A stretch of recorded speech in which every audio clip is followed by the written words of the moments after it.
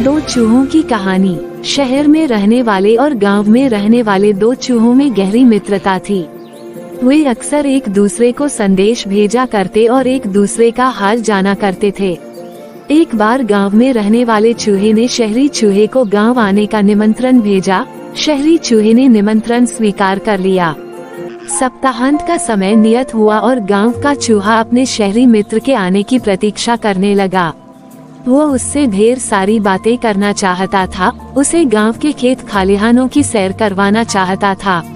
वो अपने मित्र की आवभगत में कोई कसर नहीं छोड़ना चाहता था, इसलिए वो उसके लिए ढेर सारे फल और अनाज इकट्ठा करने में लगा हुआ था। आखिर वह दिन भी आया जब शहरी चूहा गांव पहुंचा। दोनों मित्र एक दूसरे से मिलकर बहुत खुश हुए।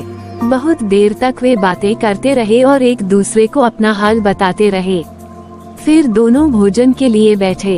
भोजन में गांव के चूहे ने अनाज और फल परोसे, जिसे खाकर दोनों ने आराम किया। शाम को गांव का चूहा अपने शहरी मित्र को गांव दिखाने ले गया।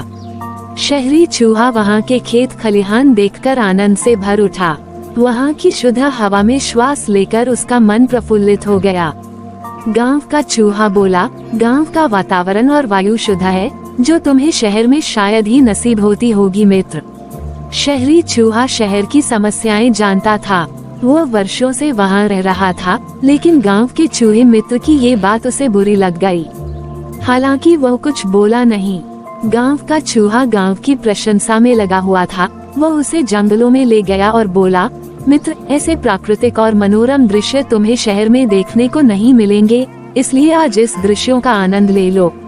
शहरी चूहे को ये बात भी चुभी, लेकिन वो कुछ नहीं बोला।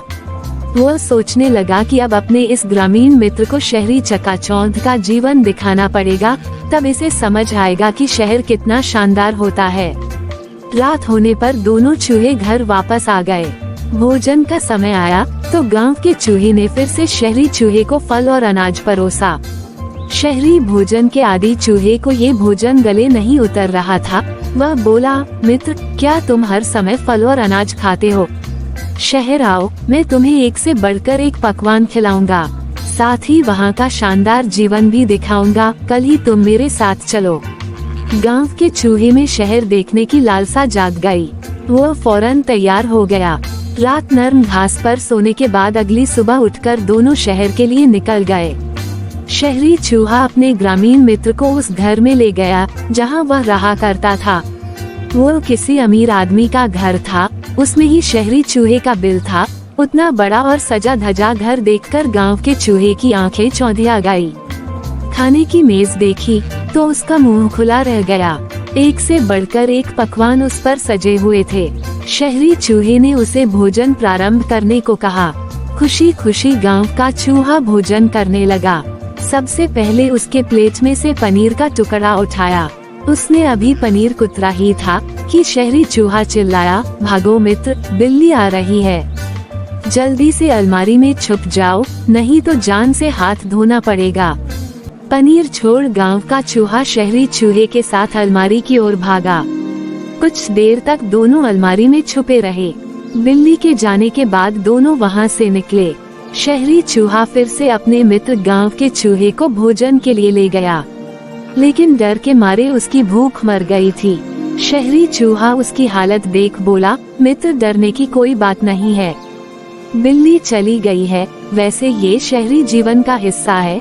यहाँ यूं ही जीवन जीते हैं, लो केक खाकर देखो। गांव के चूहे ने केक का टुकड़ा ले लिया, लेकिन इसके पहले वो उसे मुंह में डाल पाता, शहरी चूहा चिल्लाया, भागो मित्र, कुत्ता आ गया है। दोनों फिर से भागकर अलमारी में जा छुपे। शहरी चूहे ने बताया कि उस घर के मालिक ने एक कुत्ता पाला हुआ है जो बड़ा भयानक है, उससे बचकर रहना पड़ता है। गांव का चूहा बहुत ज्यादा डर गया था। अलमारी से बाहर आने के बाद वह एक क्षण भी वहां नहीं रुका। वह बोला, मित्र, मुझे जाने दो। ये शहरी जीवन मुझे तो रास नहीं आता। यहाँ तो हर समय सिर पर खतरा मंडराता रहता है, इससे तो गांव ही भला। फिर वह गांव की ओर चल पड़ा और गांव पहुंचकर ही दम लिया। वहां पहुंचकर वह सोचने लगा, जगह वही अच्छी है जहां जीवन सुरक्षित है। कहानी से शिक्षा, अमन चैन का साधारण जीवन ऐसे ऐशो आराम के जीवन से बेहतर है जो खतरों से भरा हुआ है।